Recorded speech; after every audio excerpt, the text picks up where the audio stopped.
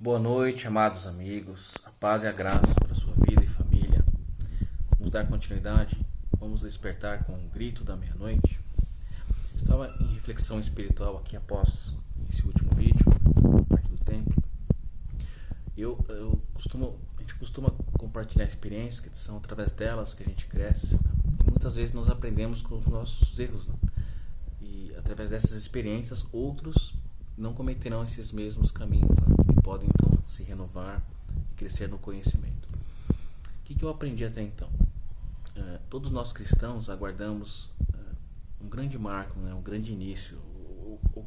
Qual é o sinal do tempo que ele tem que se basear para o retorno de Cristo? Isso é a igreja prudente, ela tem que estar preparada. Eu sempre, nos meus estudos, imaginei que essa última semana que todo cristão que lê a Bíblia, estuda e examina sabe que nós vamos passar por 7 anos antes do retorno de Cristo. E para confrontar muitas doutrinas por aí que diz que Cristo voltará antes da grande tribulação ou no meio da grande tribulação, gente, isso é mentira. A Bíblia desmente completamente. Por isso a necessidade de nós se aprofundarmos e aprendermos o mais rápido possível sobre moedas, os tempos determinados, que são as festas do Senhor, importantíssimo em toda a Bíblia Sagrada, que vai te abrir um horizonte e te fazer revelar chaves que até então estavam travados para você. As duas casas de Israel, nós vamos falar sobre esse assunto hoje, e a transição das alianças, e também os milênios. Esses 4 assuntos, né, vai te subir de nível, vai fazer você ver a Bíblia de uma outra forma, né? Deus vai revelar para você coisas que até então você não entendia ou interpretava de forma errada. Por isso que Deus não, né, pela sua sabedoria, não deixa isso centralizado nas próprias doutrinas, né? Muitas vezes humanas, muitas vezes por orgulho, as pessoas acabam se atendo à sua religiosidade, às suas tradições e não buscam Deus de todo o coração, que é o que nós precisamos. Nós corremos de um lado para o outro, buscamos tantas coisas e o mais importante, se aprofundar e se alimentar da palavra de Deus, nós não fazemos. Então por experiência própria, o que eu fazia? Para entender o retorno de Cristo, eu sempre prestei atenção, né? Nós sempre vamos falar que vai aparecer um anti-messias, não é isso? Isso é bíblico, isso é literal, isso realmente vai acontecer. Mas não temos que olhar para ele, nós temos que olhar para as promessas de Deus, né? Para o que nós precisamos realmente como cristão se posicionar para se prepararmos como as virgens prudentes, não é isso? O que eu aprendi? Existe na Bíblia um grande start para essa última semana acontecer. Eu quero compartilhar com vocês. Olha que interessante que está escrito no livro de Zacarias, meus irmãos. Vou compartilhar com vocês aqui. Zacarias capítulo 9. Vou compartilhar com vocês aqui. Verso... Vamos ler a partir do verso... Perdão, meus irmãos, retornando no capítulo 9 de Zacarias, verso 13. Né? Você pode acompanhar na sua Bíblia Sagrada, está escrito desta forma aqui.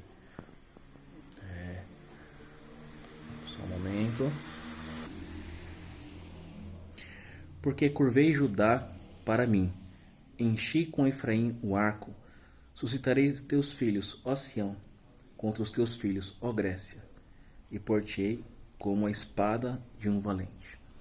E olha que interessante, em conjunto com essa profecia tão linda que Deus fala de um arco e flecha, você pode não entender a princípio no que se refere isso, mas quando você vai para Apocalipse capítulo 6, vamos até lá.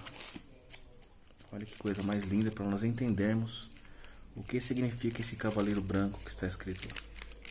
Observa que esse cavaleiro, ele tem um arco, só que não tem flechas. Muitas doutrinas por aí pregam que esse é o próprio anticristo que vai surgir.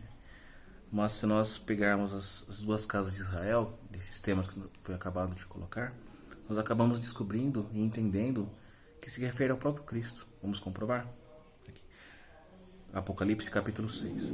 E havendo o cordeiro aberto um dos selos, ouvi um dos animais que dizia, como trovão, vem e vê.